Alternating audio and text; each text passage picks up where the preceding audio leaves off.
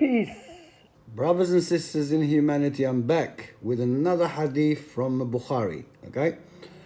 Alright, this hadith is mad.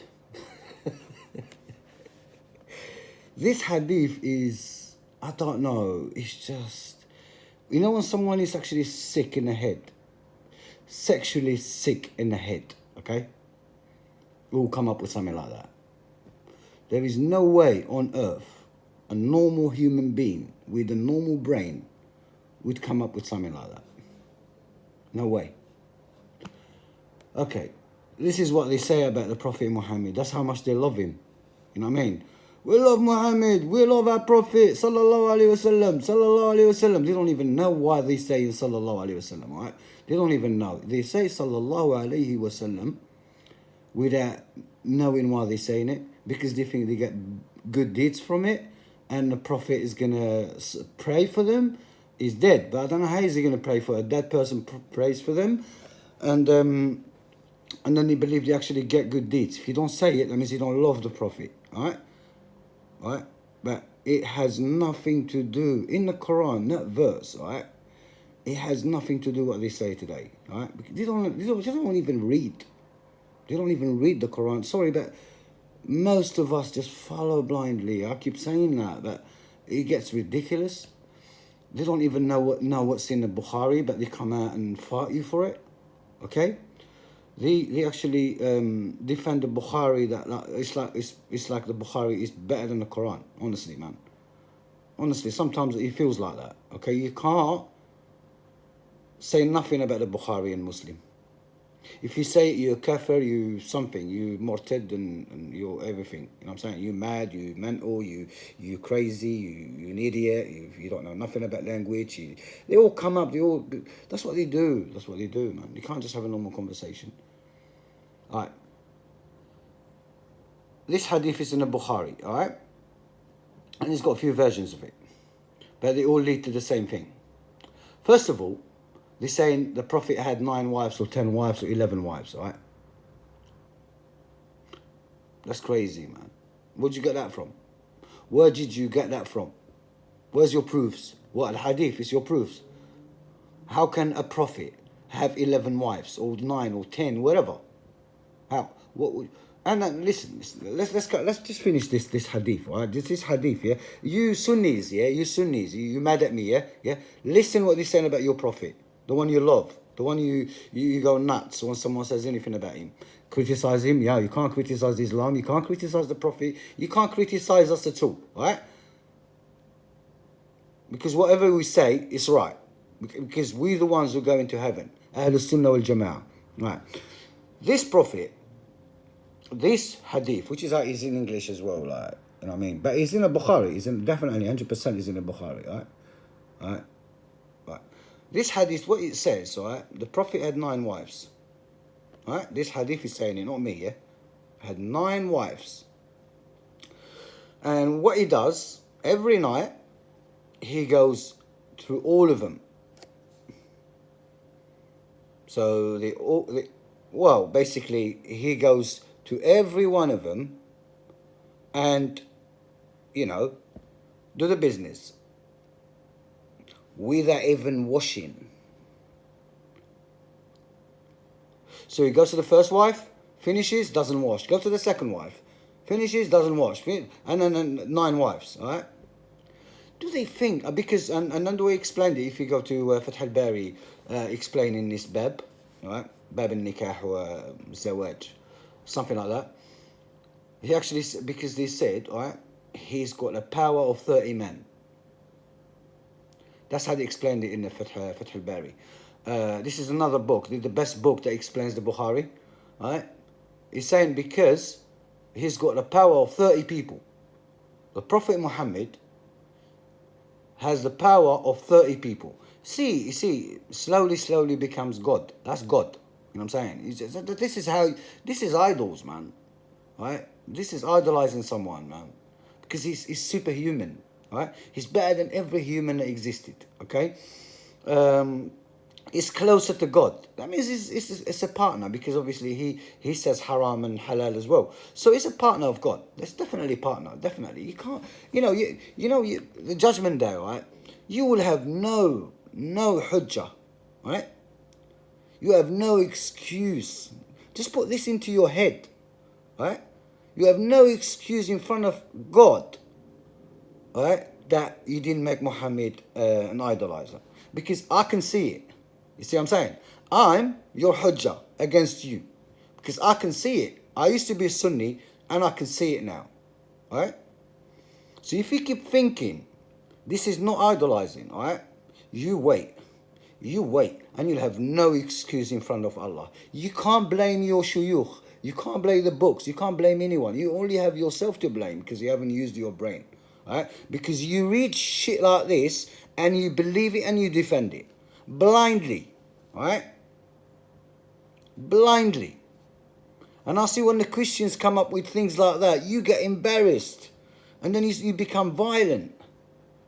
Just because they told you what's in your books. Do you understand, people? I keep saying it, right? Because I am not mad. I just talk like this because I'm passionate, that's all. I'm trying to wake people up, but they're obviously not going to wake up. They don't want to wake up. Someone bukmun amyun fahum la yaqilun. This is it. You just shut down because they scared you about. You can't have doubt. You can't have doubt about your what you believe. All right. You inherited the bloody beliefs, and then you can't have doubt about it, and you can't question it. And if this is not brainwashing and making you scared, scaring you to death, I don't know what is. Wake the hell up. Start asking questions about things like this. So the Prophet Muhammad, he didn't come down to do the risala, all right, to actually spread the message. He came to have sex. See, he comes to have sex. There's a man who has sex 11 times in one night or 9 times in one night. What time do you think he's going to wake up in the morning, man? He'd be like knocked out. That's why he gave him the power of 30 people. He's not 30 people. He's a normal human being. He's just like me and you. Just God designed him to deliver a message. Wake the hell up. He designed him. There's nothing special about him. As a person, there's nothing special about him as a human being. Right? But he is a prophet and a messenger. That's what's special about him. And God gave him those. He didn't create him. He didn't know nothing before that. So how come he becomes a god? I don't understand. From a normal person who can go to the market, eat and everything, right? He becomes a god. He becomes the power of 30 people. And you giving him all these attributes that, it's just not normal. It's just not normal. It's just science fiction. It is definitely science fiction, man. This is mad. This is nothing. I'll tell you what, I found so many hadiths, all right?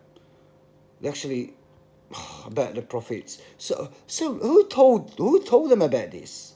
You know who this Anas, this hadith bin Malik, or Anas bin Malik, or who told him? Did the prophet told him that?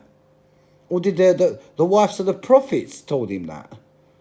Just ask questions, guys. Honestly, ask questions. So the prophet is going around telling this Anas bin Malik that he's had sex with his wives last night and he didn't even wash. Or one of the prophet's wives. Someone talked here. For this to be written down, someone talked. It's madness. To be honest, I don't have a time every day to do a video. I really don't, because I can do this. I said, I can embarrass you to death, basically. And I will. Not embarrass you Sunnis and normal people. I'm not embarrassing you. I'm embarrassing your scholars. The ones with beard and every Friday giving you like another dose of brainwashing. Do you understand? They don't even talk about Allah in their mosques anymore. And don't call them masajid. They're not masajid, all right? The second masjid, all right, you only talk about God, Allah, the Quran, all right? That's what a masjid is. Once you stop talking about the Quran, all right, in a masjid, it's not a masjid anymore. It's jama', it's mosque. Do you understand? And that's why you call them mosques. But because masjid has nothing to do with mosque. The word masjid, right, in Arabic, right, and in the Quran has nothing to do with the building. It doesn't have to be a building. Do you understand? As long as a place you talk about God, that's a masjid. The second you talk about something else, the masjid stops. In your mosques, you only talk about Prophet Muhammad, messengers, the Prophet Muhammad, other messengers. You talk about the Sahaba, right? Radiyallahu anhum, the ones that go into heaven, right? They go into heaven. Who the hell told you they go? No one knows who's going to. Even the Prophet Muhammad doesn't know what's happening to him. He says it in the Quran. Allah told him to say it in the Quran, in a verse. لا أعلم ما يفعل بي ولا بكم. He doesn't know what's the end for him. Now he's telling you about other like I don't know. His Sahaba they're going to. He knows what's going on. Yeah, he said he doesn't know the unseen, but you actually say he knows in your books. In your books, you didn't live in the unseen. You know, like the first verse of Surah Al-Baqarah, يؤمنون بالغيب. That's it. For you don't have the unseen, al-ghayb. You don't have ghayb. All the unseen, you can see it in your books. This is dumb, innit? You're supposed to believe in the unseen, but you have all the unseen in your books. When you die, what happens to you, and heaven, what it looks like, how we're going to be judged, whether munafiqeen are going, whether you know everything about the unseen. You even know how's it going to end. Because you think your prophecies from Muhammad. Muhammad has prophecies. In the Quran, he's a human being. إِنَّمَا أَنَا بَشَرٌ قُلْ إِنَّمَا أَنَا بَشَرٌ. That's what the Prophet Muhammad, Allah told him to say this, right? For you to wake the hell up. When you read the Prophet saying, إِنَّمَا أَنَا بَشَرٌ, what comes in your head? The power of 30 people. Does it? Does it really? He's telling you, I'm just like you. I just have a message to deliver. That's all. That's what he's telling you. But you're not listening. You want to make him into a Superman, a super. I don't know, man. A super. What is this, man? Honestly, he doesn't even wash. He doesn't even wash. How dirty do you think this person is? It's dirtier than 30 men. Yeah, I'm with you there. He's definitely dirtier than 30 men. What do you think the Prophet is, man? Just leave him alone. Stop talking about him. He's dead. Stop mentioning his name. He's gone. And I'll tell you what, Judgment Day, he's going to stand there. And he's going to ask all of you what you said about him. Because you think talking about the Prophet, alright, it's actually something good. It is a terrible thing to do. It's an absolutely terrible thing to do. Because if there is a lie here, which is this one, right?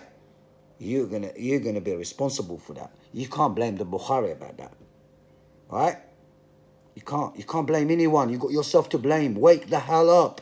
This shuyukh and ulama, they're not gonna come and save you. You and them in hell. You and them. اتبرأ الذين اتبعوا من الذين اتبعوا لما رأوا العذاب. Do you know what I'm saying? They're not going to leave you. They're going to leave you. They're going to say, oh, we didn't say nothing. You followed us. It's nothing to do with us. It's not our fault. And you're going to ask God to give him double the adab. Yeah? But it's not, is he? He's not going to listen to you, is he? Does it really matter if they get, double the adab? Doesn't really matter. Wake the hell up, man. And leave the Prophet alone. Leave him alone. He's dead. Rahimahullah. Wake the hell up. I keep saying it. Peace.